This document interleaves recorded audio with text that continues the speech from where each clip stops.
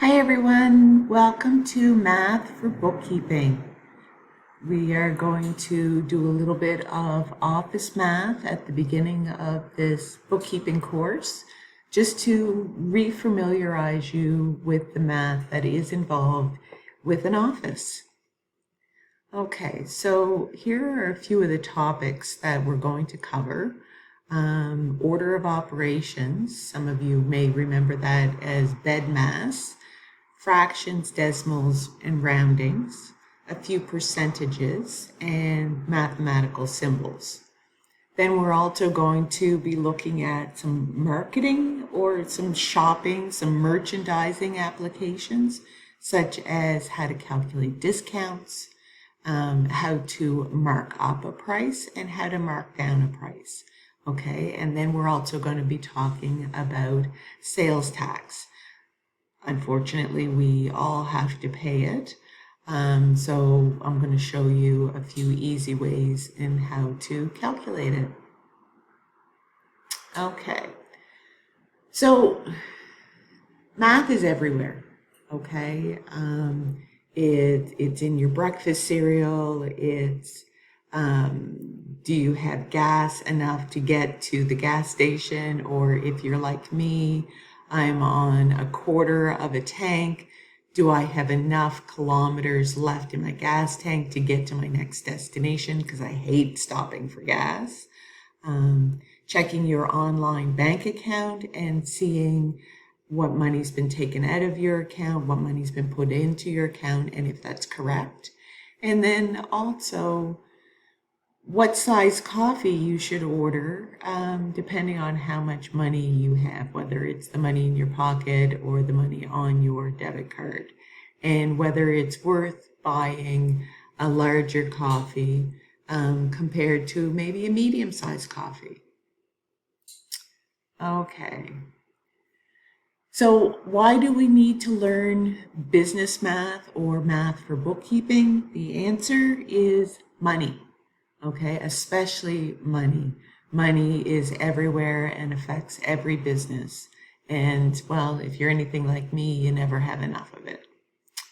Okay, so we earn money, we need money so that we can pay for our homes, our transportation, our college, food, utilities, and then we also want to make sure that we have enough money so that we can pay for different vacations, maybe a little bit of entertainment and our hobbies.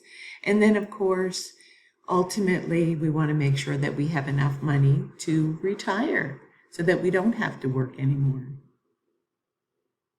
Okay, so you have the opportunity to win $50,000, but you have to answer a skill testing question first. And it says no calculators. Okay, so the clock is counting down. You think of the various possibilities. Is the answer 8, 14, 16? Because no matter what process you use, you can change the order of when you do things. It's going to give you different answers, but you want to make sure that you have the right answer, especially if you have the opportunity to win $50,000.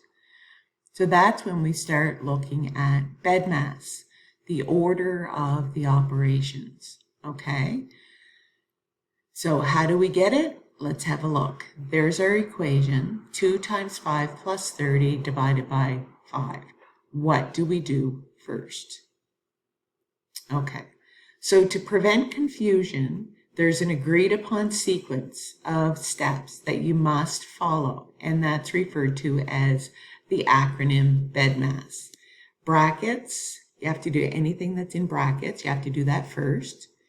Any exponents, you do that next.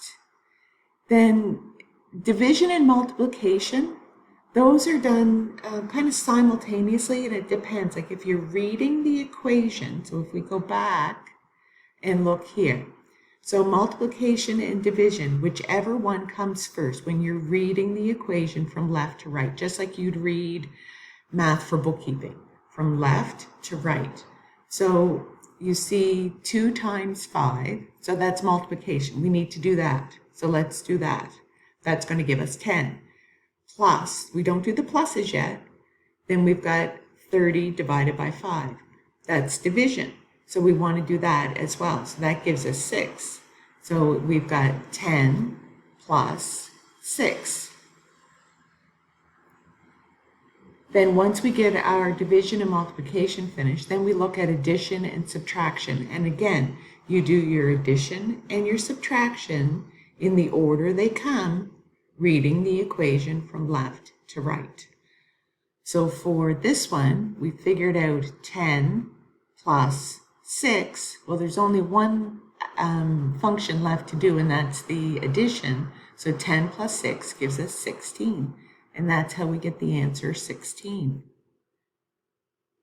Okay, so I've written it out for you because a lot of times this is where the students do get confused, or people do get confused when it becomes division and multiplication. Okay, and it's whichever one comes first in the equation, reading it left to right. Then once you have all of your division and multiplication finished, then that's when you switch over to your addition and subtraction. So let's have a look. So if we look at the equation, 2 times 5 plus 30 divided by 5. 2 times 5, that's multiplication, so we need to do that. Bring that down. We need to keep our plus sign there because we're not going to do any addition yet, so bring our plus sign down. And then 30 divided by 5. We need to take care of the division as well. So 30 divided by 5 is 6. Bring that down. So what we have left in our equation is 10 plus 6.